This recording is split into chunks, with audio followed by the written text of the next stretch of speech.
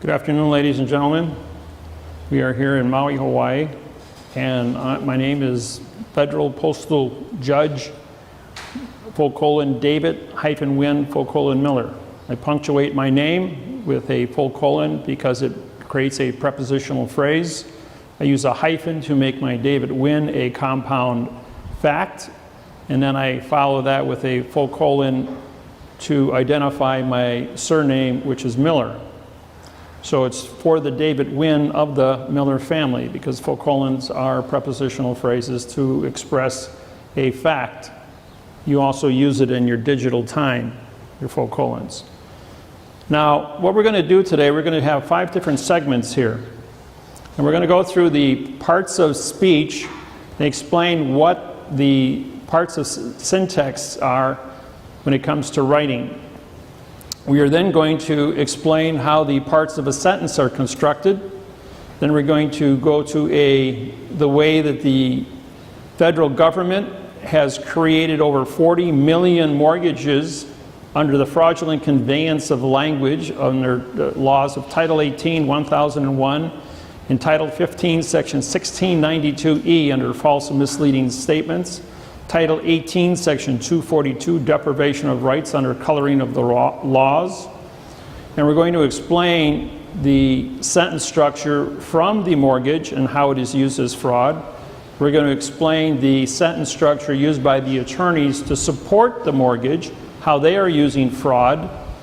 And then we're going to explain how the banking system uses your money to make you both the borrower and the lender. So they don't have the jurisdiction or the venue to foreclose your property, only be a servicing agent for that conclusion.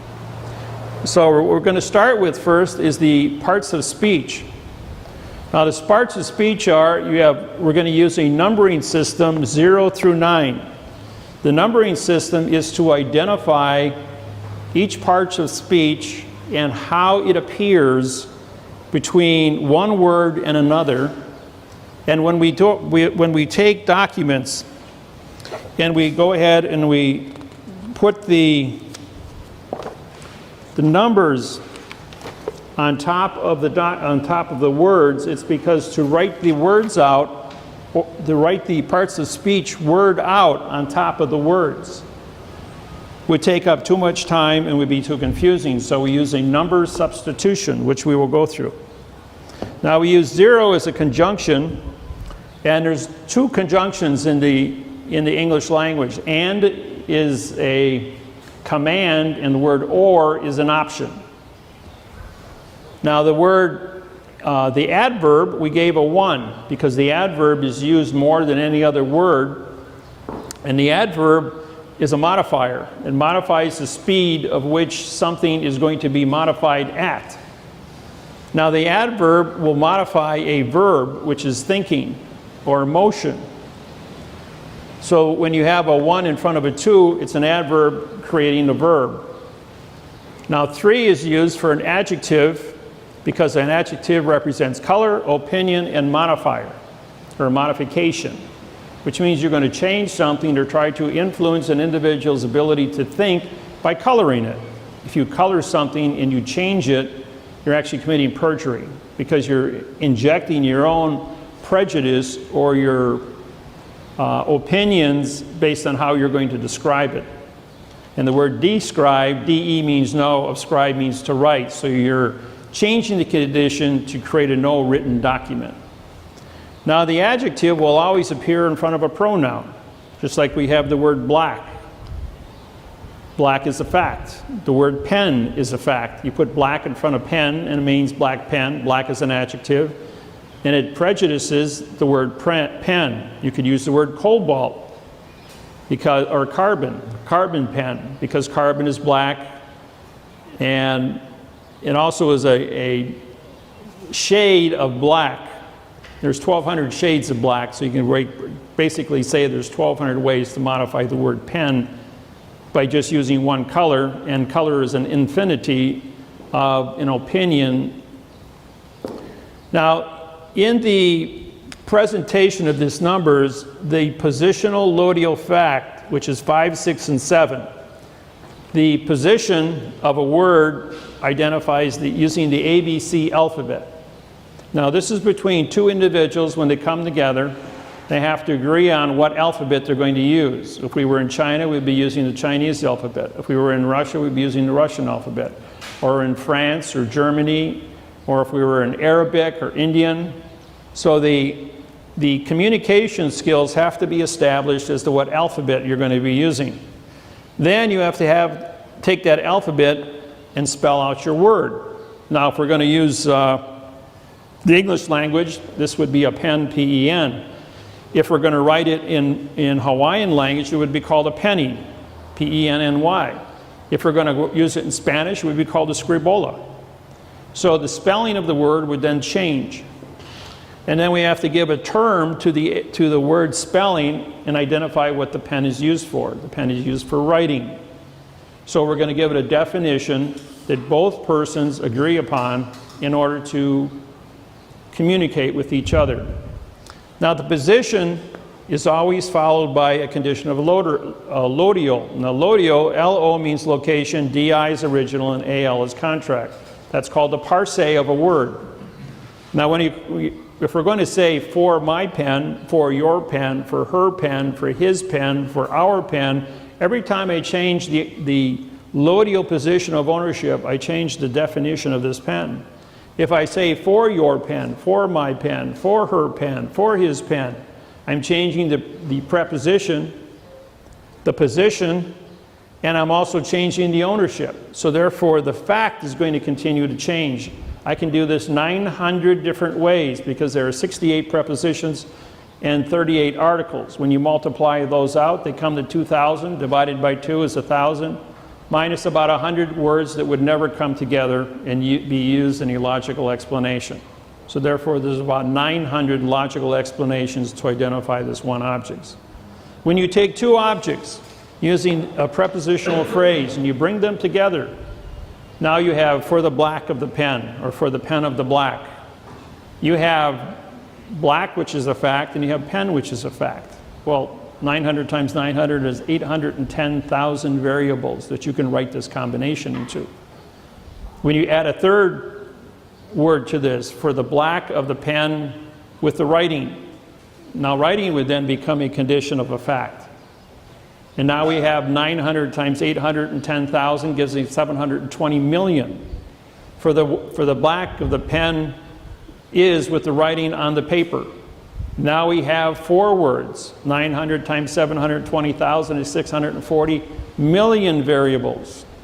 So you can see this can become a very large, complicated document when you're going into a mathematical certification to create a correct prepositional phrase or a correct structural sentence, better known as a parse syntax grammar. Now, number 8, the 5 of a position always comes in front of a 6, which always comes in front of a 7, which is a fact. Now, when we went to school, they taught us to use a preposition, pre meaning no position.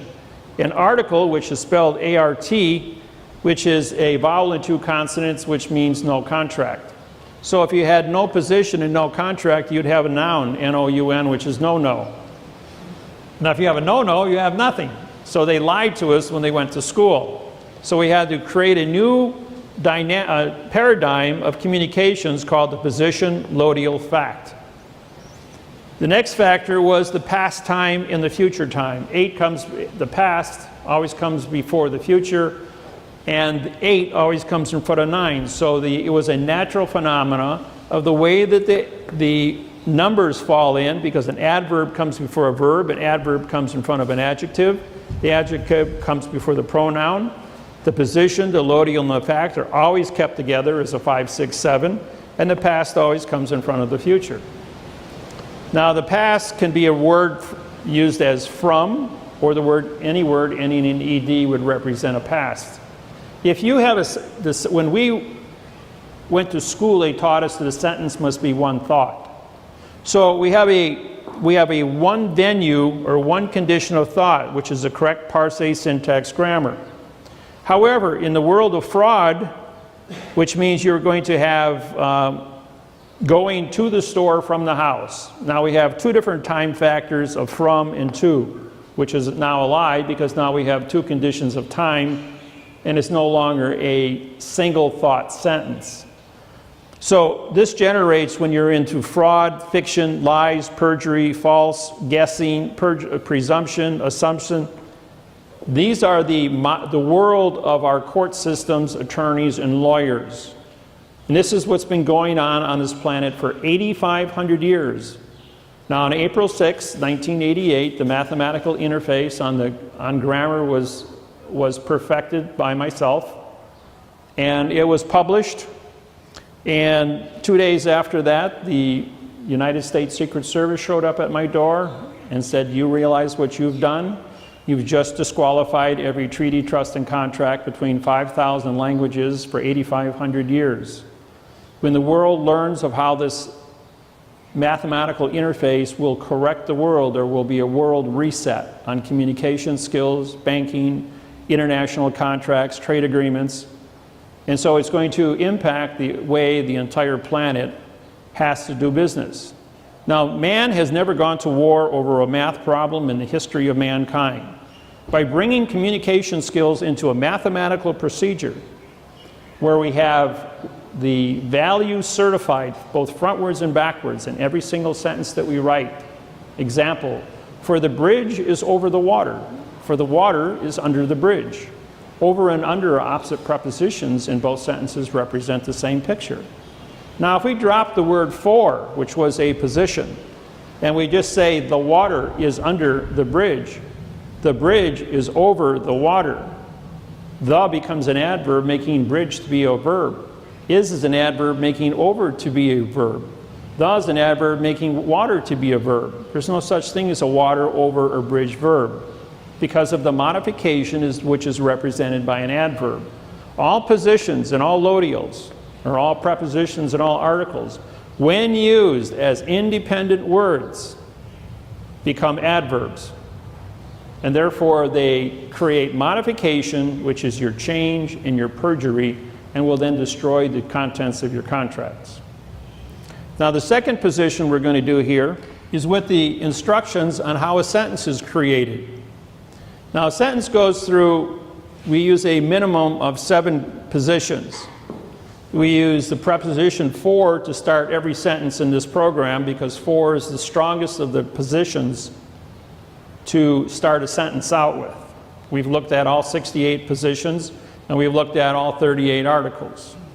And we've reduced the program to the words a, and, the, this, these. Sometimes we use the word through, T-H-R-O-U-G-H, or T-H-R-U. But this is the lion's share of 99% of the prepositional, of the articles that are used in our grammar. Also the word an appears in front of any word that starts with a vowel. That's one of the exceptions to the rules. Now, when you're constructing a sentence, the rules and regulations of constructing a sentence are the same rules and regulations that even a fiction court must go through to establish an individual's ability to stand trial.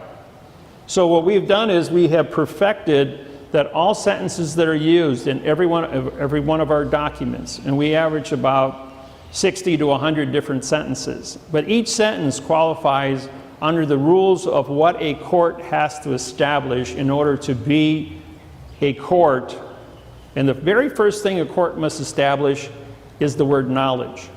Does the person have the knowledge to understand what is being said to them? If I was speaking to you in Japanese or Chinese or Russian, and you only understood English, we wouldn't be able to communicate with each other. So therefore, we wouldn't have a knowledge communication between us. It would require us bringing in an interpreter to stand in and do the translations. But what we're doing here is, the first thing that a court has to establish is your cause. What is the knowledge or educational limitations of all individuals in the courtroom? Once you have established that you have a knowledge, you then have a consequence, which would be of the. For the is your knowledge, of the is your consequence. And the consequence is going to be how many facts have you established through your knowledge. Once your knowledge is established as facts in your brain, it's like a computer. In order to bring any information out of your brain or out of a computer, you have to think. And thinking then becomes the verb of action. You have is as a singular and are as a plural. So the verb thinking now becomes these are the only two verbs in English languages, is and are. Running is not a verb. Jumping is not a verb. Driving is not a verb. Trespassing is not a verb. Parking is not a verb. You have to think before you can do these conditions of a fact. So when the sign says no parking, no is an adverb making parking into a verb. So they've lied, because you can never create the negative condition of any state. You can't create the negative condition of a fact. So by saying no parking, that's an oxymoron, and it's against the law. Now, when you say against the law, that's a prepositional phrase. Against means no contract. The is an adverb, against is a position. The is an adverb making law a fact. So if you're against the fact and you're using no contract or no trespassing, no is an adverb making trespassing a violation of the use of that as a condition of state. It should say, for the trespassing on this land is with the fee of the $5,000, or for the parking of the cars with the fee of the $500. These are performance contracts which are positive. If you have a positive performance contract, you then have the ability to say, I gave you a positive performance, you agreed to trespass, you agreed to perform, and therefore you have a duty through this performance contract. Now, after you establish your thinking capacity to move the fact backed up by the knowledge, you have to create a possessive. With is your position of a possessive. And the possessive is used, we use the word claim because gold miners filed claims. They didn't file mortgages. They didn't ask for permission. When they discovered gold, which starts with the word AU, they have an authority. And so they filed gold claims. Then they had to make a decision on to what the claim is. Is it a positive claim or a negative claim? Did they have a damage, which is negative, or did they have a equity, which is positive? The second part, now that you've established with as a possessive, you now have a contract term using of the. And now you're going to go ahead and take this possessive and you're going to put it into a contract term to define the plus or negative of that contract term. This sentence could be as small as seven words or 7 facts, or as large as a 200-word sentence, which I place in all my documents, just to show that when you're going through a mathematical procedure to get to the conclusion from the beginning of a fact, there is a path that you have to follow. Now, after you have a with of, you go back to another with, which is a possessive of the laws, rules, regulation, codes, duties. And then you have to assign the authorization of the word by. By is the position to give the authorization, the author, the authentic of who created this document, who wrote this sentence. And authorization always runs backwards. So the last word in the sentence becomes the authority. Now, if I read this sentence backwards, by would become for, and of would become with, and with would become of, because those are the opposite prepositions, just like over, under, in, out, through, around. So if I read this for and authority of the laws, rules, regulations, and codes, now I can go back up, pick up my verb is or are, with the contract terms of the possessive claim, with the consequential facts by the cause or the claimant's knowledge. In this case, we would have a claimant who would be the individual who would have the knowledge. So reading the sentence both frontwards and backwards has the same volition and the same sense as it did frontwards, and that's how you can certify that the sentence was written correctly in the first place. And what we do is, if you do grafting, now the easiest way to learn how to do sentence structure is to graft it by taking all your positions and isolating those. See, now I have all the positions. Now I have the same lodio throughout. The only exception here is and, because we're in front of a vowel. But if this is going to be the, then it's going to be gender neutral. If it's this, it'll be specific first person. If it's these, it'll be specific plural.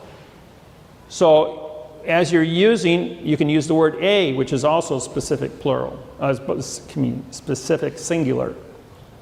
You say for a cause of a consequence is with a possessive of the contract with a law by an authority. See, if I change the article, the sentence still makes sense because the article is going to show you in ownership. Ownership specific, first person, gender neutral, or plural. But your prepositions are going to be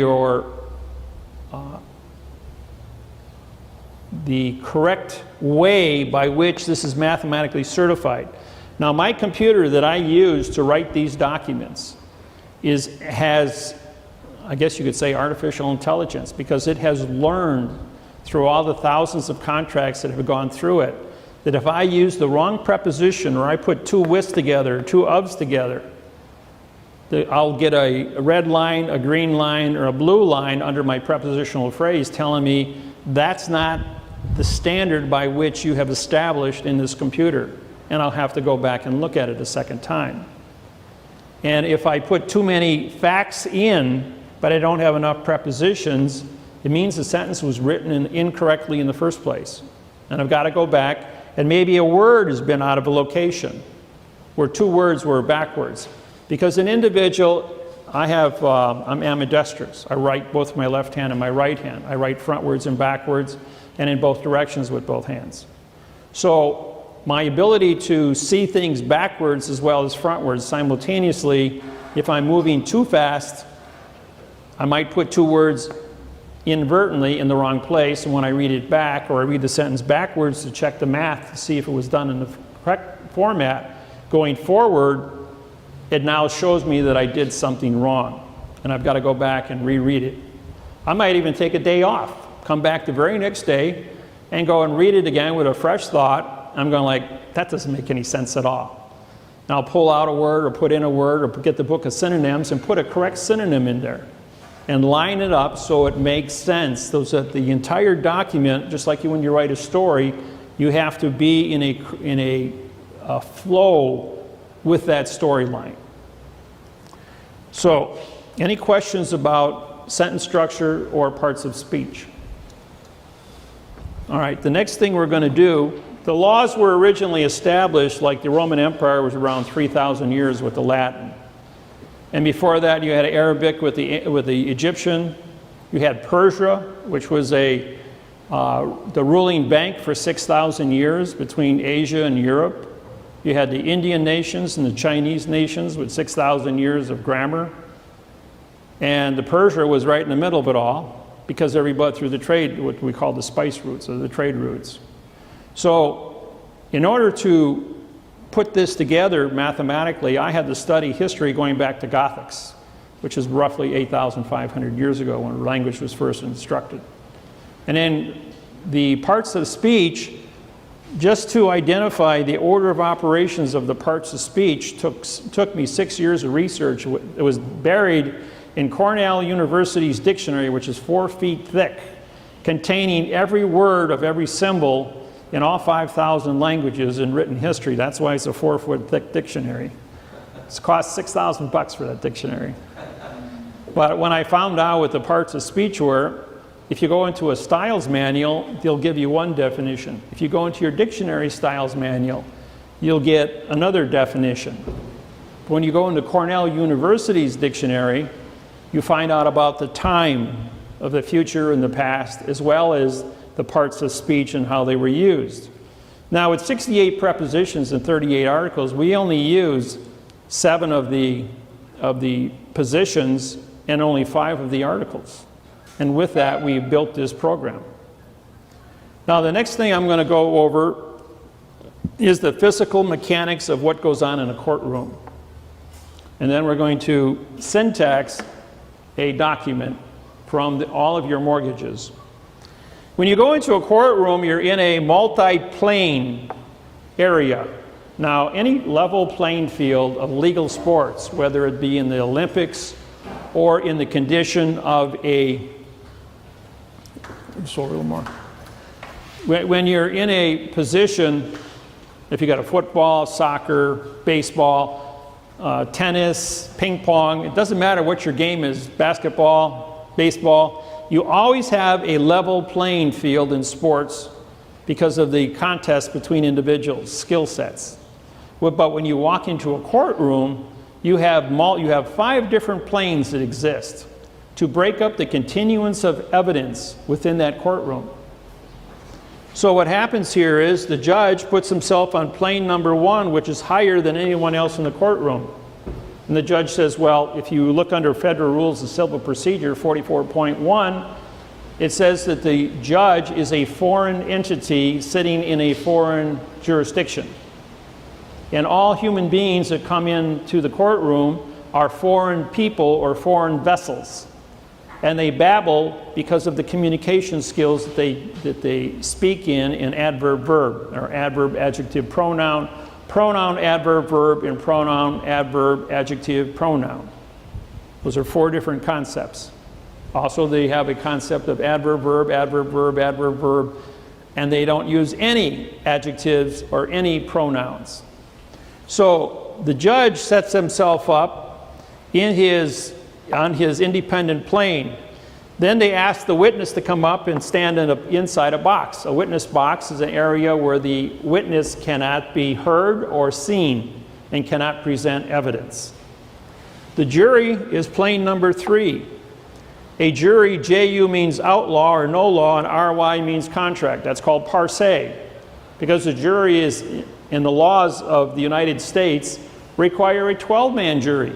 Well, one little difference is you have the jury box, but there's 2 different planes. 6 people sit here and 6 people sit there. So you have 2 petite juries of 6 and 6, which is not a 12-man jury. And they put it in a box, and if you look up the word jury box in Black's Law Dictionary, it says an area where people cannot see witnesses or hear evidence. So again, we're dealing with trickery, deception, and illusions. The clerk of the court is the individual that files evidence, puts stamps on documents, signs her name or his name across the stamp, as the postmaster, the banker, and the clerk of the court. So who is the judge? Well, when you look at judges, it says see bankers and see postmasters. When you look at postmasters, it says see judges and bankers. So who runs the court? The clerk of the court runs the court, and the actor sits on the stage of the highest position. When you go into a theater, which you have your theater seating, which goes up, and then you have a stage. And an actor stands on the stage because the actor is on a contract. But the continuance of evidence between the actor and the people sitting in different levels of the theater are broken, so that there is no insult between what is acting and what is viewing. Now the actor, ACT, is a vowel and 2 consonants, which means no contract. So there's no continuance of evidence between the actor and the audience. The same thing in the courtroom. There's no continuance of evidence between the actor and what is going on in the courtroom. Now, all the grammar that is used in the courtroom between the attorneys, the lawyers, the judge, are all fictitiously conveyed.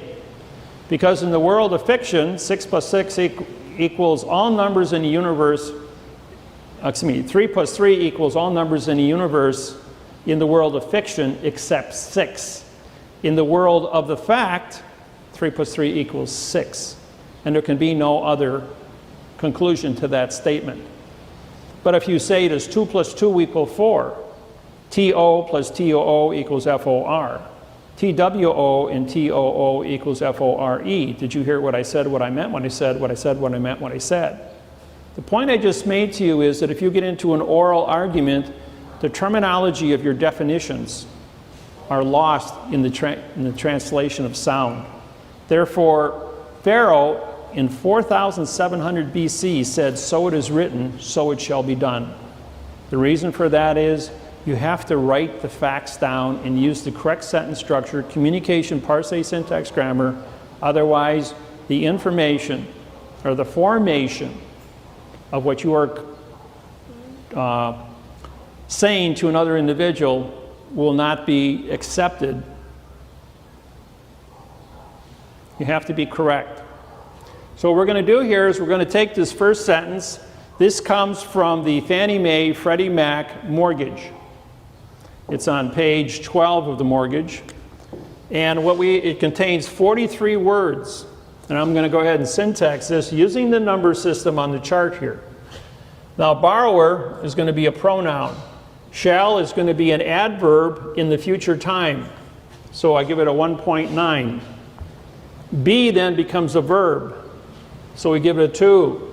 In is an adverb making default to mean no fault as a verb. If now becomes a pronoun for any becomes an adverb making action ACT, a vowel and 2 consonants. So this becomes a no contract because an act means no and ION is contract. So you have a no contract word used here as a verb. Or becomes a gender neutral, so that becomes a 0. Proceedings, PRO means no, and proceeding is used here as a pronoun followed by a comma. Whether becomes the adverb making civil to be a verb, or again is a neutral conjunction. Criminal also becomes a 2. Now the reason criminal here becomes civil, if we do whether criminal or civil, or whether civil or criminal, or becomes a neutral conjunction, that whatever number appears before it would normally appear after it if a comma is used. If there is no comma, and this was become, let's say the word civil or criminal procedures, then this would be a 2, or it would be a 0, and criminal procedures would be a 3 and a 4, because we would have a compound, 2 compound facts. Is an adverb, yes, making begin to become a pronoun, no. This becomes a pronoun. Is begun becomes an adverb. That becomes a verb. In is an adverb making lenders possessive of judgment to now become a pronoun. Could is a future tense adverb. Results means no contract, used as a verb. In is an adverb making the word foreclosure. For means the word no, of closure. So if you have no closure, they're advertising that the contract doesn't use legal sentence structure. They're saying that there is no closure for the modification of grammar within this terminology. So your documents that you're in possession of become a verb, in this case, an adjective. Foreclosure becomes an adjective of the pronoun of. The is an adverb, modifies the property to be a verb. Now, PRO means no, PER is person, and TY is contract, no person contract. The reason they have a no person contract is if you look at your name on your mortgage, it's written in all uppercase spelling called a nom de guerre. The word nom de guerre means you're a dead person, and the synonym of that is pseudium. Or again becomes a conjunction. Other is an adverb, and OT means no, of her. Material is an adjective. Impairment, IM means no, vowel 2 consonants again. ENT is contract, so you have no paired contract.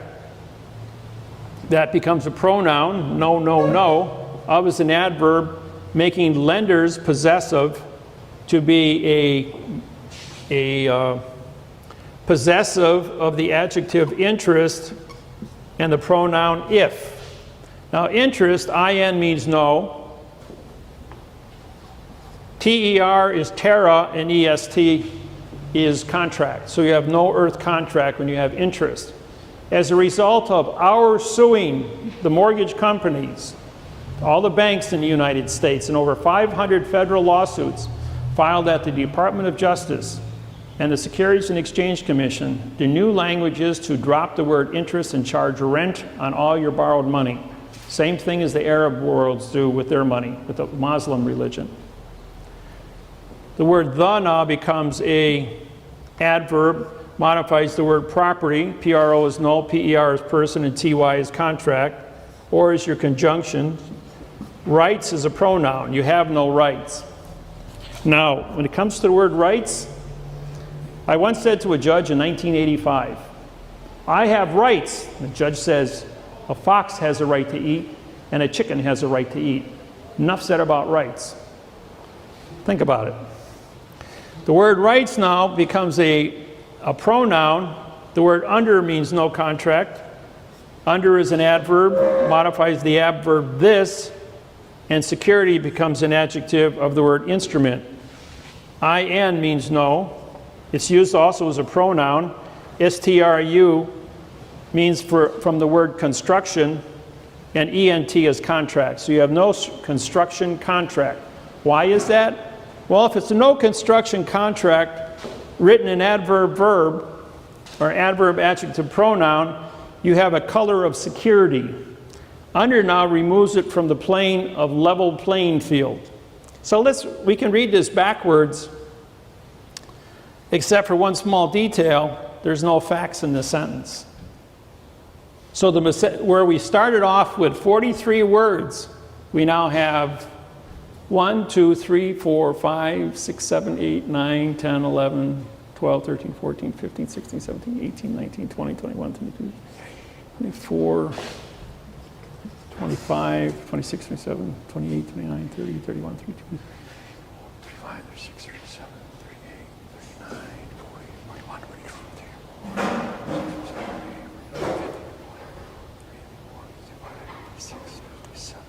We have 57 mistakes out of 43 words in this sentence. So when we go to reconstruct this document, the document is actually saying that this is in error. You don't have a contract because all these words, when you look up the value of these words based on these numbers, you will not find a definition in the dictionary. Now, if you take, what is the lawyer going to do, or an attorney? The attorney is going to take this sentence and say, that makes sense to him. And we're going to go ahead and say that this is the fact, and we're going to file a complaint from an attorney. So we went ahead and we wrote up the attorney's answer. A true, which now becomes a verb. Truth is not a verb. It's a condition of state. And is a conjunction. Correct copy becomes an adjective pronoun. Of is an adverb, making which to be a verb. Is an adverb, making attraction to be a no attached. Is a no contract adjective. The ed is in past time, voiding the now time of hereto becoming a pronoun. As is an adverb, making exhibit to be a no contract. And because this is in quotation marks, Exhibit A, it's been removed from the paper. Because the exhibit that they are presenting to the court is also void. The same thing as the lawsuit is void. Plaintiff, Emerson, purchased, ED, in this case, that's a pronoun. All is the adverb of all and two consonants. Not only is the word all is a very unique word because it can't be proven. It's a vowel and two consonants because you can never prove all. The only way to prove all is do a handstand. Let your feet dangle in a sea of space and hold planet Earth up in your hands. That's what all means. All rights then becomes the verb. and, conjunction, interest. Again, no earth contract. And that becomes a pronoun because of the word and. So interest becomes the adverb, making in to become an adverb. And is a conjunction. To becomes the pronoun, thus the adverb, making real. Re means no. Contract as an adjective of the property, pro, no, per, person, ty, contract. As a pronoun, no, set forth as an adverb verb in Emerson Corporation. And even though, now when they write corporation with an abbreviation and put a period, it breaks the continuance because it's a abbreviation. Then you go back here to the word by, becomes a pronoun because it's a word used by itself, and becomes a conjunction. Through its attorney. Here the word through is used as a pronoun. Its is an adverb, making attorney to be a verb. And this conjunction, request, means no quest, as a pronoun. That default, again, no fault. It's a no-fault judgment used as a pronoun. The word ju means no, law. Be is an adverb. Hereby is an adverb. Entered, en means no. It means no earth in past time. So that's used as a verb. In favor, adverb verb. Of is an adverb. Plaintiff, which becomes a dangling participle verb to end the sentence. So the attorney is saying that you pick out the key words. The attorney is saying that there is no fault, there is no earth interest, there are no quests, and there is no earth in past time. The word judgment, when you look it up, says opinion. The letter O is used as a single syllable. P-I-N means to join together, and I-O-N means contract. So you have no joining contract. That's what an opinion is. That's called parse. Now the book on parse is written by the Masons, and I'm a 92nd degree Mason. I rewrote the Masonic codes and putting 2/3 of all the missing words in dogma, legenda.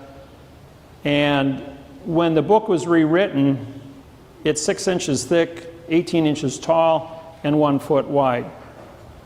It's in 9-point print, by the way. So it's a very, very complex book dealing with many different parts of our world's belief systems. And the study of Masonry deals with how to manage people and how to manage all the communication skills, government, banking, numerology, worldwide. Doesn't matter what your language is, all world leaders belong to the Masonic order, and they act together. So, now when you write a sentence, the last word in the sentence has authorization, is supposed to be the authorization of that sentence, just like instrument here. It means no structured contract. Well, does this look like a structured contract to you? Or the dangling participle plaintiff, which was the attorney who was represented by the law firm. What it says here is that this attorney is going to bastardize grammar to go into another to fight for a bastardized grammar mortgage. And the two of them together are going to go in front of the word judge, which means J-U, comes from the word no law. The word justice, J-U, means no law. S is speak, T-I is title, and C-E is judge. And judge title speaks no law. So by bastardizing the grammar and avoiding a prepositional phrase in all conditions here, you have no facts here. Yes. The question was, what was the volition of a borrower to borrow money? All right. What they don't teach you is that the person they advertise on TV, you're taught by your parents, and we learn from example, to go out and borrow money to buy a home. If you're fortunate enough to pay cash for it, that's another thing. But maybe only one person in 100 actually pays cash for a home. The rest of the world goes out and they borrow the money. And the home is used as the equity to back up the mortgage itself. But a bank is not allowed to lend money from its investors or its depositors. So the bank has to take your mortgage, and when they present you with a mortgage, I'll use this one here. This document here is your Fannie Mae, Freddie Mae mortgage. Now, even though you can't see the ABC alphabet from where you sit, you can see color.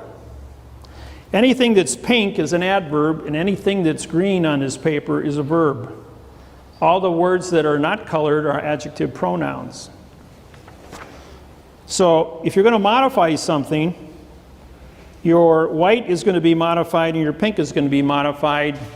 The green section is going to be your facts used as verbs. You can look at this up close after the fact.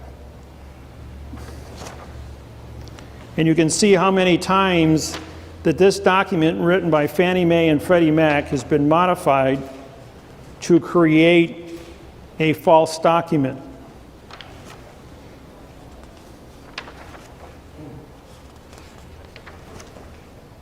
These are just adverb verbs. And finally, we just identified the adverbs by just putting the pink on the paper. There's 100 adverbs out of 300 words. Again, 100 adverbs out of 300 words. And then when you get back to your signature, your autograph page in this document, the autograph page only has room for you to sign, not the bank. So it's a unilateral contract. So you go ahead and you sign this false document.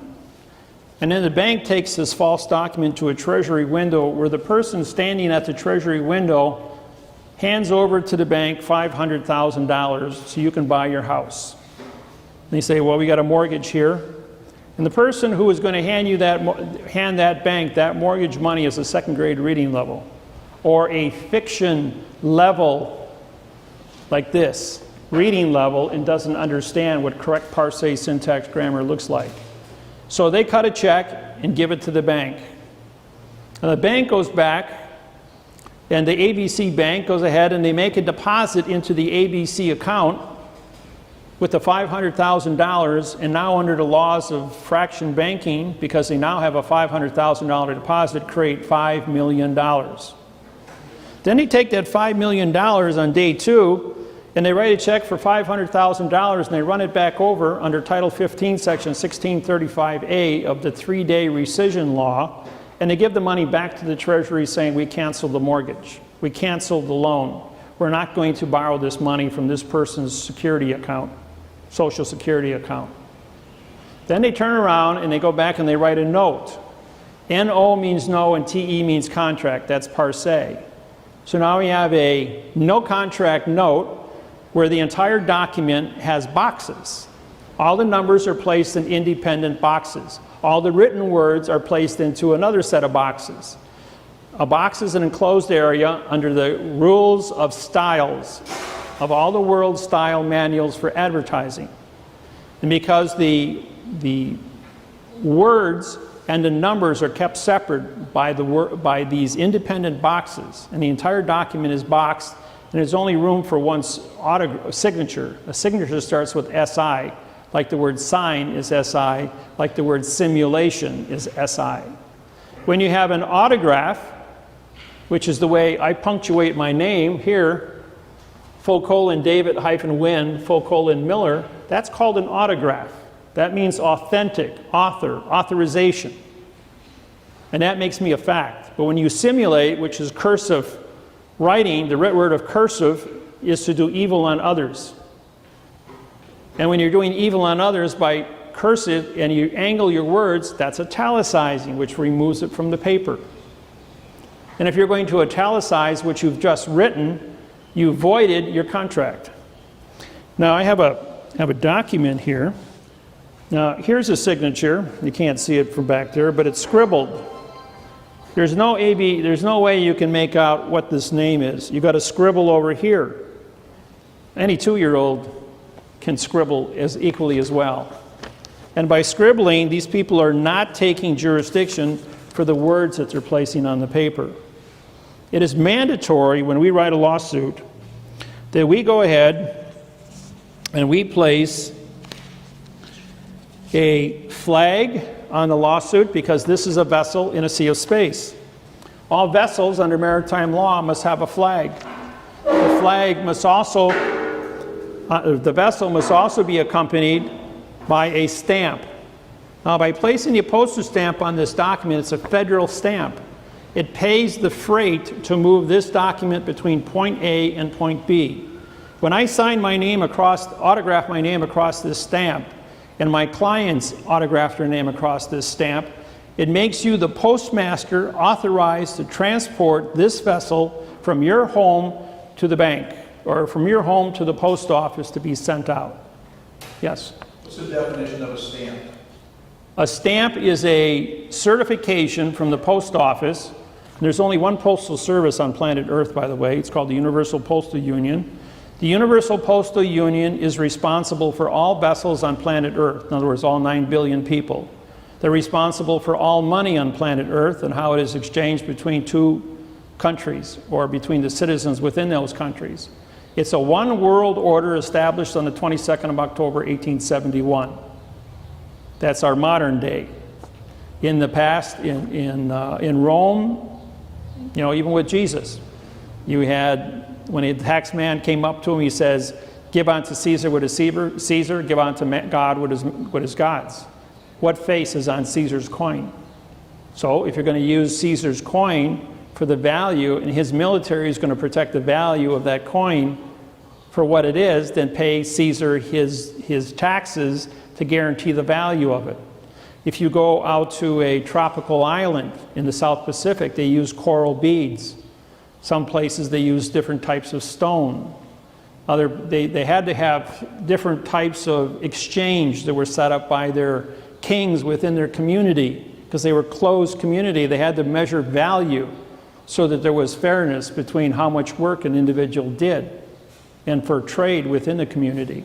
People figure it out, believe it or not. When you get them together, they will figure out some form of an exchange system. The stamp is the exchange system to move freight between point A and point B, and like this is a vessel in a sea of space, it has to be transported. Now, to make this a valid document, you have to autograph the back of it, just like you autograph your checks when you go down to the bank. The clerk, you hand them your check, which is your vessel. She stamps it paid. She hands you money and does banking. You have to endorse the back of it because it's a bill of lading, a vessel coming to the port of the bank. In a courthouse, the vessel comes to the port of the court. The court takes the vessel and it docks the vessel, puts a docket number on it, and now you can call it a document because you paid to dock the vessel. Then there's a service docking fee. In the courts, it's, I think, $68 here, and in federal court, it's $350. And when you go to the Supreme Court of the United States, it's a half a troy ounce of gold. And that's how they regulate what the docking fee is.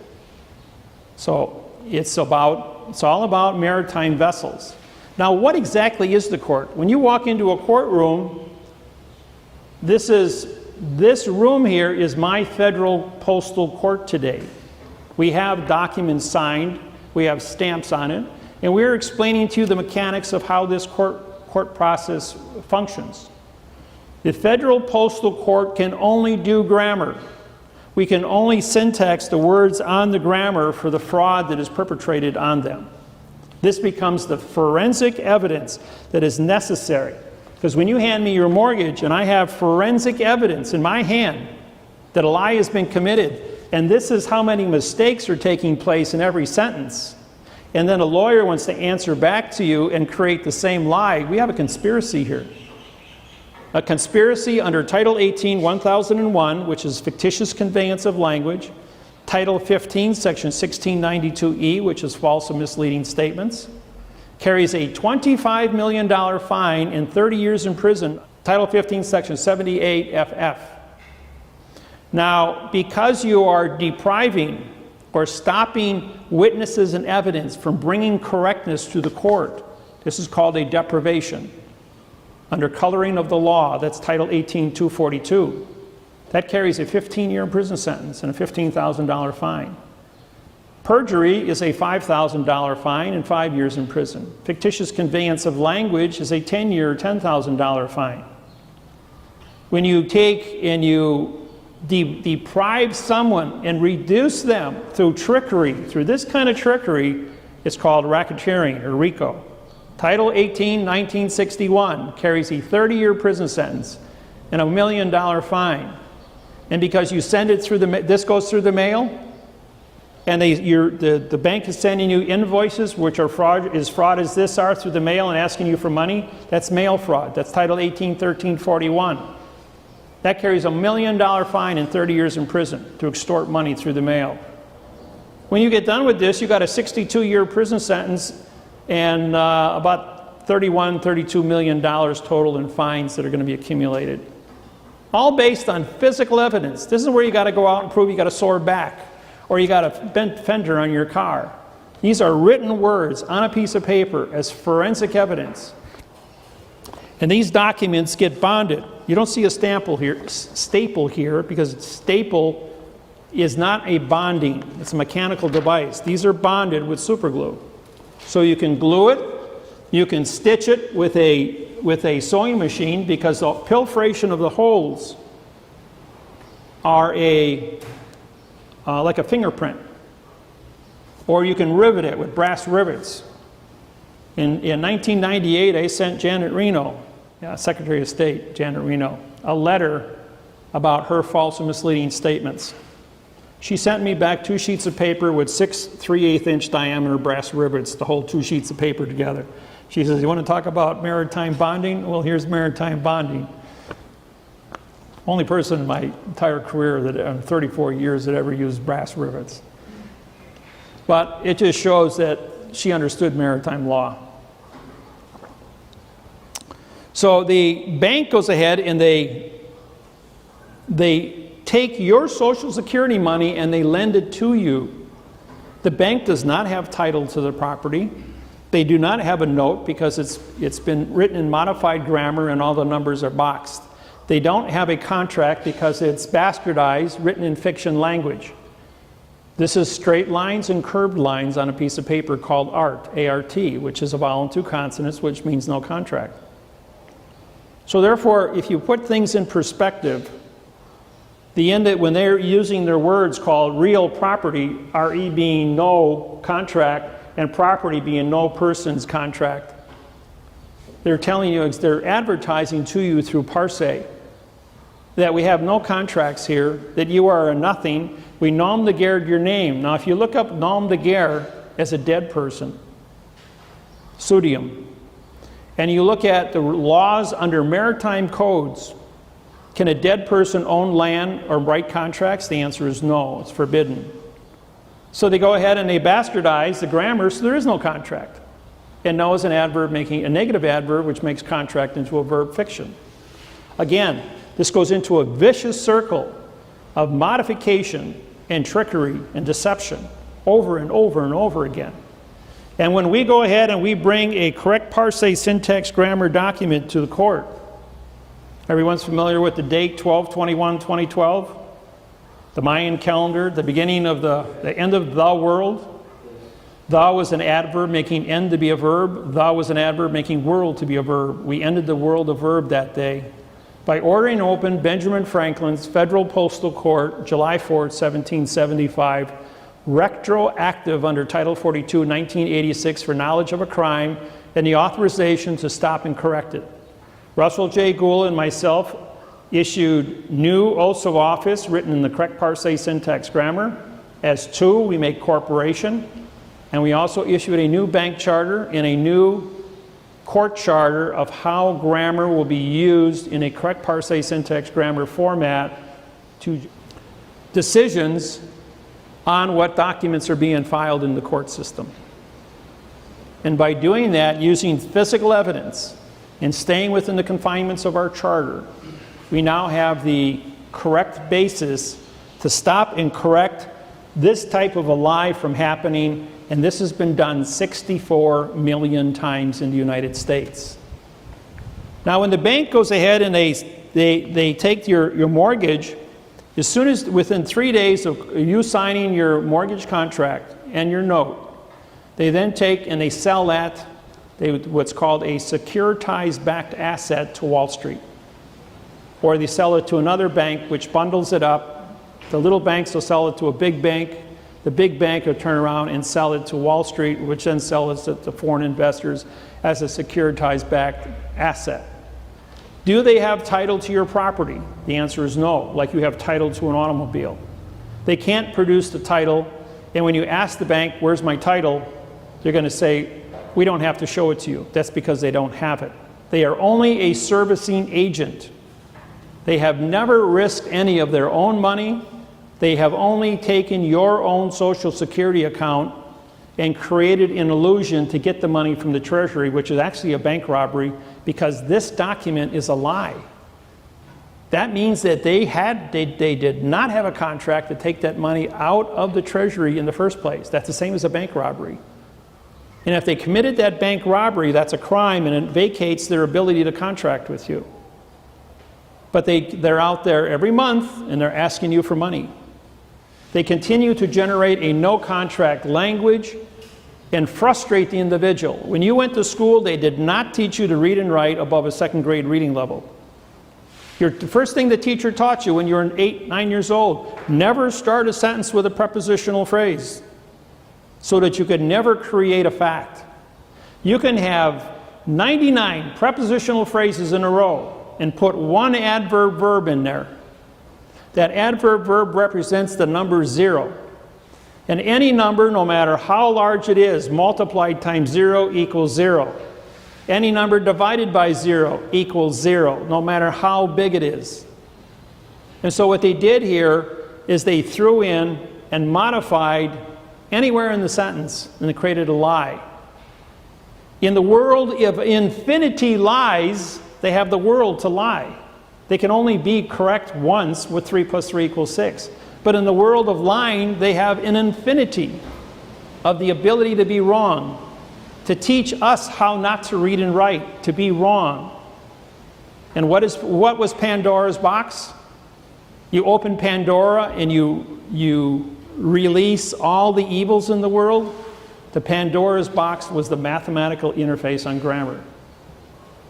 That it showed that man never went to war over a math problem in the history of this planet, over a math problem, but have been killing each other through modification of grammar and stealing property through false and misleading sentences since the beginning of written time. And individuals' voluntary participation in the, I guess you could say, the greed factor, the need to have a roof over your head, to need to supply your family with shelter, is so strong you will do anything. When we were 18 years old, sex was on our mind. We had to have a fast car, good clothing, and they wanted us to sign up for our Social Security. And you had to have your Social Security card in order to get a job, to make the money, to buy the car, to get the clothes, to attract the opposite sex. Then you had to build shelter for the opposite sex, and henceforth jump into a mortgage that you couldn't read and write because they never taught you how to read and write in school. So this thing has been a setup, and it was established in 1888, called securitized backed assets through Wall Street. So they knew what they were doing 135 years ago when they set this whole plan in motion. The thing that they never figured on was that we were going to break the code, publish the mathematical interface on grammar, and expose this. On January 6, 2008, I syntexed Washington Mutual's mortgage. They were presented with the documents on Friday. They closed at $60 a share. On Monday, they opened at 10 cents a share and filed bankruptcy. The other 38 banks in the United States ran in and picked up, Washington Mutual's bankrupt corporate mortgages and within 6 weeks lost 95% of all their value when they got their own lawsuit filed. And we Syntex, and they found out what they just bought, that all 64 million mortgages were a lie. And within 2 years, 25 million of the 64 million mortgages were in foreclosure, putting our unemployment rate between 16 and 18% and throwing 110 million of our 350 million population into no housing. When the court summons you when this fiction court summons you to come to court, they're asking you to leave the Hawaii territory. The courthouse is a foreign vessel in dry dock. Now, we had a federal courthouse here in Maui in Wailuku Heights. It was built in 1888, about the same time securitized-backed assets were authorized. It was the original post office turned into the federal courthouse. And did you know that on March 8th, 2013, Hawaii became a sovereign country? It is no longer in bankruptcy with any country on planet Earth. On January 6, 2008, is when we filed the Quantumized Constitution, which I wrote for the Hawaiian Kingdom, and 22 Kaponas signed it. It was presented to the World Court at The Hague, and it was authorized to be a correct written document. 3 days later, under the rescission law, all banks in Hawaii that were offshore from foreign governments left the islands. We have not had offshore banking since January 9th, 2008, to show you that you were always sovereign. Now, in 1893, when Hawaii, January 17th, 1893, Hawaii was invaded by the United States. Queen Iolani was a 34-degree Eastern Star working for the Mason across the street at Lodge Number 1. And so when the senior Mason, who was the Postmaster General of Hawaii, told Queen Iolani to stand down, because the Mason, the Master Mason, captain of the military ship coming here from the United States, told him that he had orders to take over the Hawaiian Islands. She had to stand down and surrender Hawaii. But what was the condition of Hawaii? Hawaii filed bankruptcy with the World Bank out of Switzerland and the Rothschild family on the 22nd of October, 1871. Hawaii was under bankruptcy protection. And the United States was under bankruptcy protection from the IMF. How does the bankrupt corporation called the United States of America invade the bankrupt corporation of the state of Hawaii, or the Hawaii territory? It can't. Totally illegal. Has been illegal the whole time. The United States of America came out of bankruptcy on November 2nd, 1999, and for 1 year under maritime law of salvage, plus a 90-day federal law, did not exist. The United States did not elect a president in 2000. They had to wait 90 days counting ballots. And on February 2nd, 2001, they became the United States of America Corporation. Anybody could have ran for president and been elected as president of the United States. Bush was appointed. But now, the United States is out of bankruptcy, but Hawaii is still in bankruptcy. A sovereign country can't invade a bankrupt corporation. Hawaii should have been vacated on February 2nd, 2000, but they weren't. So there's a lot of international law violations taking place here. A lot of maritime law violations taking place here. And we articulated and wrote contracts to these effects, and we filed them at the World Court at The Hague. In 1997, I was commissioned by the Kapunas to write contracts mathematically certified frontwards and backwards. I'm not allowed to interfere with any religion, customs, policies, only to make sure that the math was correct. And then when we presented and did seminars for the people of Hawaii and showed them how grammar has to be so mathematically perfect that it can't be modified, written frontwards or backwards, it says the same thing. We had to certify as a group with 22 Kapunas, and we all worked together for months to make sure that every sentence that had to be said was said and presented in this Constitution. When it was sent to The Hague only took 5 days. of looking at what was correct and said the Hawaiian people are now correct. They have a constitution that is correct. And therefore, they have their independence. They don't need somebody babysitting them like the United States.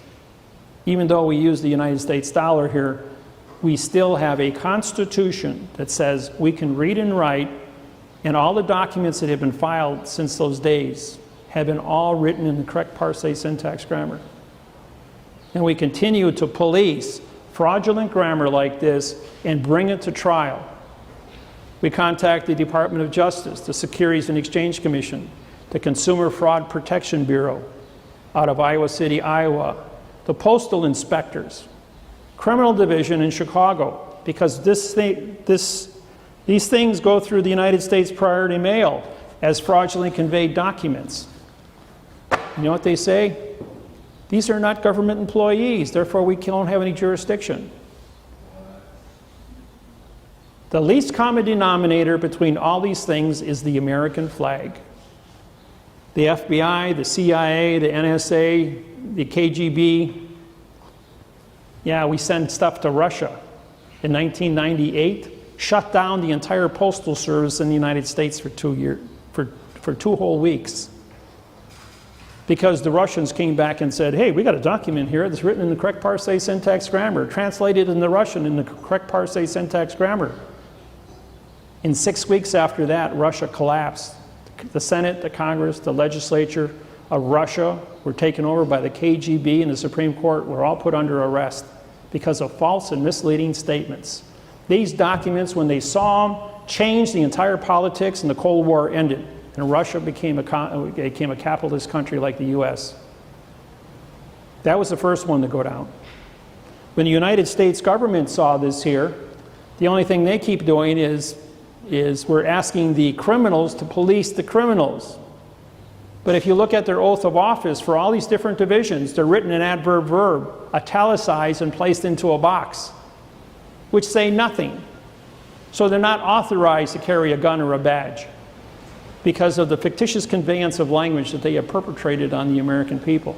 And to make sure that the American people can't read and write, they hire a principal, PRI, no contract individual, to run roughshod over all the teachers of that institution to make sure that they do not teach the students the correct Parsee syntax grammar, so that when they graduate from school, they can be harvested.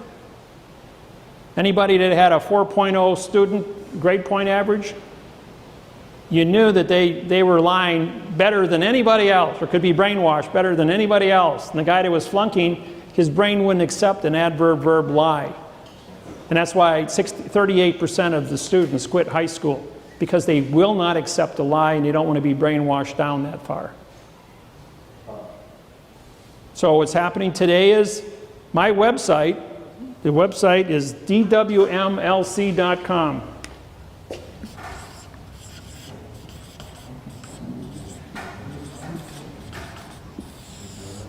Has 5 billion people on it studying how to use the correct Parsee syntax grammar, and over 400 pages of testimony.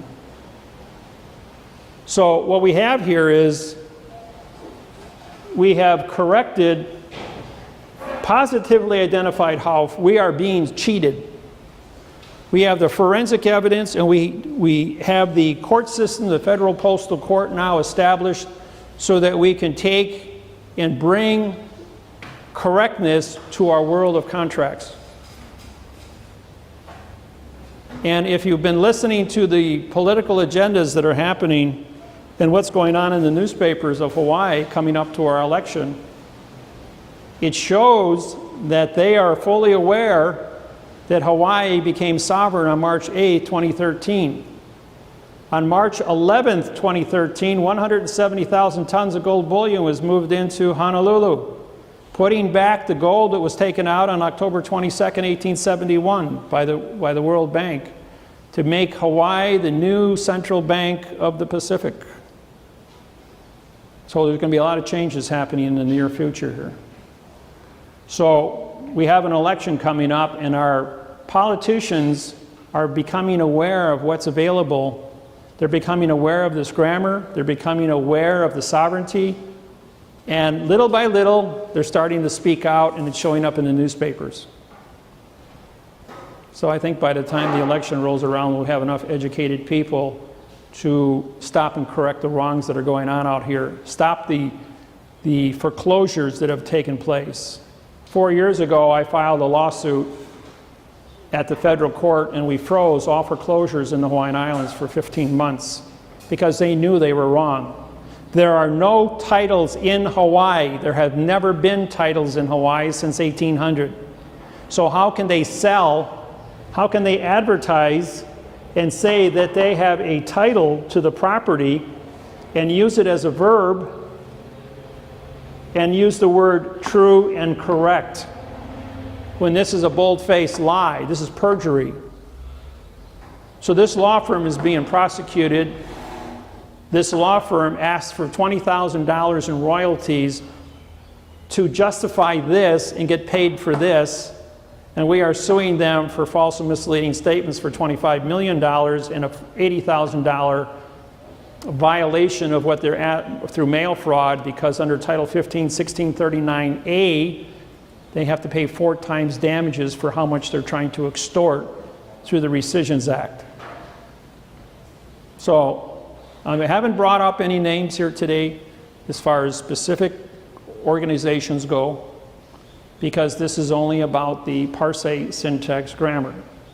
So we've used a little bit of generalities to show you exactly what the mechanics are as we move forward. Also, we have, you can look on the board over here, we had summoned 14 different government officials. The police chief here in Maui, several of the judges and the attorneys who have committed the fraud. We have the forensic evidence in front of us. And by bringing this to the table today as a federal postal court, we asked them to attend today to answer why they're supporting this document and accepting this language to be a fraud. Why are you using fraud and damaging and taking homes from people that you don't have title to, that the bank does not have standing for? And I have you can see through this plastic container here. This is how much paperwork one lawsuit has generated in 1 year. That's over 1,000 sheets of paper. Every lawsuit that we do, we not only syntax the material, write a lawsuit that goes to the Department of Justice. We answer the lawyers, we prosecute the lawyers for the wrongs that they are doing, trying to steal the property, and we continue to, this goes back and forth every 45 days, where we sue them and they come back and they want to get paid for their violations. So we sue them again. And this goes on and on and on. Well, we have unlimited funds and deep pockets to prosecute these people for the crimes that they are perpetrating against the Hawaiian people and people of the United States. The people that were summoned today, none of them showed up. I know who they are, and none of them came today. You can look at the documents on the board there to see who was summoned. We have the green card return receipts for all of them, that they were asked to be here today to answer why they're using fraudulent conveyance of language to extort property from the people, and they failed to show up today. So there will be a follow-up lawsuits presented to the Department of Justice. This may be a community center, but it is also the federal postal court today, because this is a real court. This is a real, these are correct facts. Not real, but correct. Federal Postal Court, and I have authorization as a federal postal judge to tip staff sheriffs, and a tip staff is an officer of a federal court to go out and make arrests. The tip staff must also know how to read and write in the correct Parse syntax grammar. Their guys don't. I know they don't. I've already questioned them. They don't even know what the definition of the word tip staff means. And when I went out and I questioned them, they're like deer in a headlight. So we have to get educated individuals that are willing to participate and become party to the tip staff in, authorization. Now there's different organizations that are forming, but if you form an organization or a police organization in adverb verb, in other words, in this kind of grammar, you do not have authorization. You're just another fiction suing another fiction, and the bigger fiction with guns and clubs are going to go ahead and take you into custody because you committed fraud under Title 18, 1001, and Title 15, Section 1692E. We have the upper hand at this time because we have a signed confession from every single judge, attorney, lawyer. And I currently hold warrants on 33 judges of the 92 judges here in the Hawaiian Islands. Volition. Okay, the volition, as I started before, was a person wishes to gain shelter, and the only thing they know how to do is to go to a bank and borrow money, but they don't know that the bank is not lending them their money, in other words, the bank's money, but going into their Social Security account to take their money out using a fraudulent document. So there's no closure for the volition of the crime of bank fraud that is being perpetrated on the individual wanting to borrow money. You are both the borrower and the lender, but the way it happened was a lie. Who committed the first crime? You or the bank? Well, the answer is clear, the bank. Because the bank created the document, the bank took it in and took the money out of the Treasury. The Treasury is controlled by the Post Office. The Post Office controls all military branches in the government, Homeland Security, Army, Air Force, Navy, Marine Corps, police forces, sheriff's departments. They're all controlled by the Post Office. Now, the Post Office controls the Department of Transportation, which controls the port authorities. The port authorities control foreign vessels in dry dock. All courthouses in the United States are foreign vessels in dry dock. Now, because they have handicap ramps in every single courthouse in America, that means they are under treaty as a foreign entity to not disable the public. Disability comes under Title 29, Section 701 of the 1964 Civil Rights Act. So they are under treaty not to disable you and your ability to communicate in court. If you only speak Hawaiian or Filipino or Chinese or Japanese, and the judge is speaking in English, he must bring a translator into the courtroom. They do follow that procedure. But when they write in this manner, both the mortgage contracts and the attorneys bring in this type of grammar, fraudulent grammar, to prosecute you for nothing, saying nothing, with no laws, rules, regulations, or codes, and you can't read and write, so you don't know any better, and they've got you so scared, they traumatize you with 10 times more made-up charges when there was no charges in the first place about anything. But we have their signed confession for the criminal activity that they're perpetrating. But where are they doing that? They're doing it in a foreign vessel in dry dock. So if you've got a Chinese freighter out here in the harbor with a Chinese flag on it, that represents a foreign country. What would happen if any of you walked onto that freighter and you didn't have a seaman's pass, you didn't have your immunization medical files with you that says you have no contagious diseases, that you did not have a bill of lading to enter that vessel with a contract that pays for the bill of lading or a ticket to be on that freighter, you would be arrested for trespassing, put in the brig, taken back to China, and spend 8 years in jail. Well, what do you think happens when you walk into this box, into the foreign vessel? The bill of lading for your ticket is written in adverb verb with 400 mistakes on it. So the only thing that they can charge you with when you walk into the courthouse is that you are a derelict vessel trespassing on their courthouse property. And you know what's the one thing standing in front of the judge? Your body trespassing with babble communications and no written contract. So they say, how much money can you afford to pay to walk out of our trespassing charge? And that's the long and the short of it, folks. Why do they keep getting away with it, though? Because they're on a foreign vessel in dry dock. You're in their territory. You left the Hawaii Islands. You're in a foreign vessel, same as you'd walk into a different country's freighter sitting out in the harbor here. But like today, like say for these guys that didn't show when he gave us summons, if I didn't show up to their summons, I have a warrant for my arrest now. Not necessarily. If you read the paperwork, it says, we may, and may is a future tense adverb, which means it doesn't exist in now time, it's in the future. Yeah. And so what they're doing is they're issuing a adverb-verb document, just like this is. Their warrant is written all in boxes and written in adverb-verb communications. So if you sue the warrant for fraud and misleading statements using a quo warranto complaint written in the correct parse syntax grammar, the court loses jurisdiction while engaged in criminal activity under Title 18, 1001, Title 18, 242, deprivation of rights under color of law, and Title 15, Section 1692E for false and misleading statements. They lose jurisdiction under Title 42, 1988 for committing a crime, and under Title 42, 1986, which is knowledge of the crime, did not stop and correct it.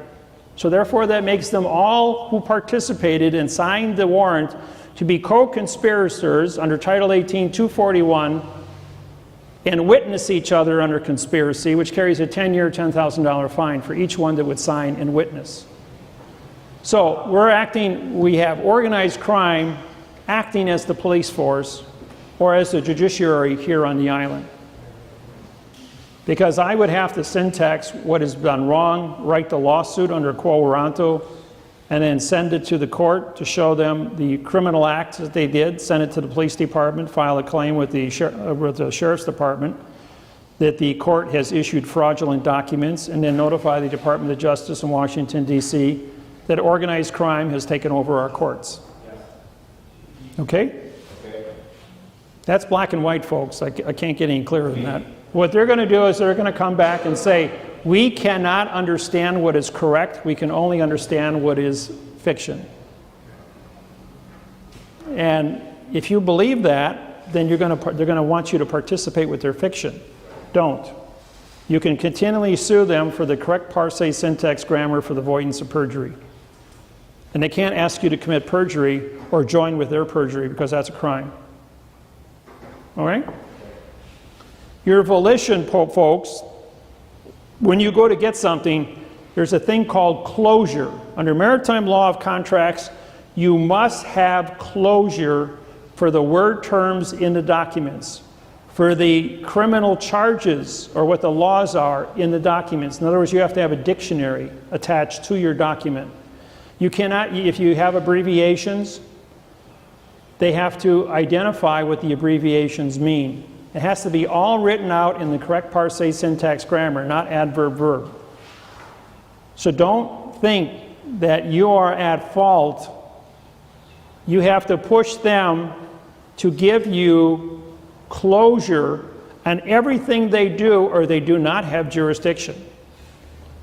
And if you syntax any orders or any judgments, the word judgment means opinion. An opinion is not a fact. The word order is ORD, a vowel and two consonants. It means no contract.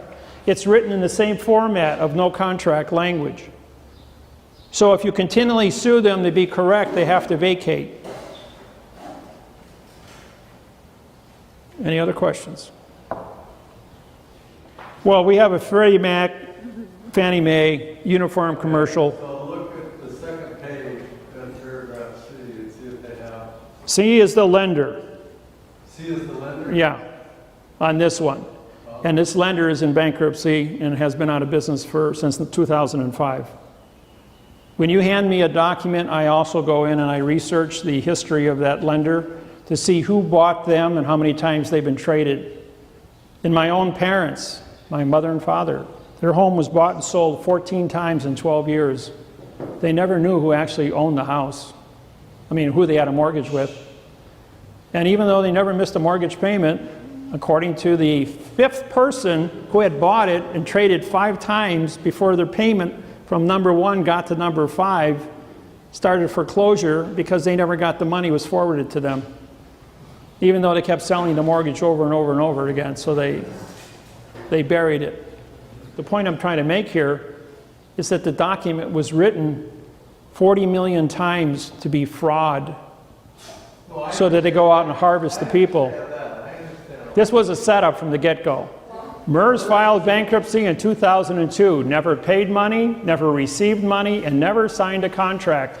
When the Department of Justice went to MERS for bank fraud, they said, for what? We never signed a document. They were using our name, and we're in bankruptcy. We don't have any connection with any of the banks since 2002. They reformulated in Delaware in 2012. But they still have not signed any mortgage contracts. They do not take money or pay money. They have no continuance of evidence to be appointed. That would be like me appointing the cameraman here to sell your house because I appointed him to sell your house even though there's no continuance of evidence. And then he gets to keep the money because I appointed him. That would be completely crazy. Gee, how can you be a nominee and a mortgagee? Can't. They can't be the mortgagee for the simple reason they never signed anything. But that would just be another layer of fraud. It's just another layer of fraud that they put on there to confuse a person who doesn't know what's going on. And you went out and you sued MERS, and the judge comes back and says, well, you sued MERS and they're not here in court today, so we got to continue this or we can't move forward. The judge fully knows that none of MERS has never existed in the first place. I can stop you right there because that is written just like this sentence up here. If I syntax that specific law and it has not been corrected in the correct parse, syntax, grammar, and now time, all 4 billion laws written in the United States codes say absolutely nothing. When I presented that to the federal court about 30 years ago, the court came back and said, all the codes in the United States, all 4 billion of them, are only suggestions by which we as judges have to make determinations. And because we are the foreign vessel in dry dock, we get to say that 3 + 3 = 7, or 8, or 9, or 20, or anything we want it to be. They just make it up as they go along. And I've been in so many courts where the judge says to me, David, we know who you are. We know that you do syntax. We know you're a federal postal judge, but you're in my vessel now, and I'm the king of my vessel, and I will determine who lives and who dies in my vessel. And I will make any law I want on my vessel. That's what these judges tell me when I walk into the courthouses. And yet, here in Hawaii, when I sit in the courtroom, I've seen 12 felony cases get a $20 court cost and walk out the door just because I'm sitting there. Because they don't want to perform a crime in front of me. Because when I walk out the door, I'm just going to go ahead and I'm going to syntax it. I'm going to drop a lawsuit on them. And they're going to look really foolish committing treason against the people. It's not worth it. Question? Where can we learn or start to learn how to enforce? Okay, DWMLC.com has all the mechanics written down in over 400 pages of text. You can also go on the internet, type in David Wynn Miller videos, and there's over 200 hours of videos from our seminars. I've done 2,500 live seminars, TV, radio, internet broadcasts, live seminars where I come out. We did one, I think it was 4 years ago, over in Waianae. We had 504 people show up at the gym at the high school. And that was when we announced the sovereignty of the Hawaiian Islands, when we found that we broke the code on when Hawaii became, when it all started, when the bankruptcy started. All right, but that's about it, folks, for our court today.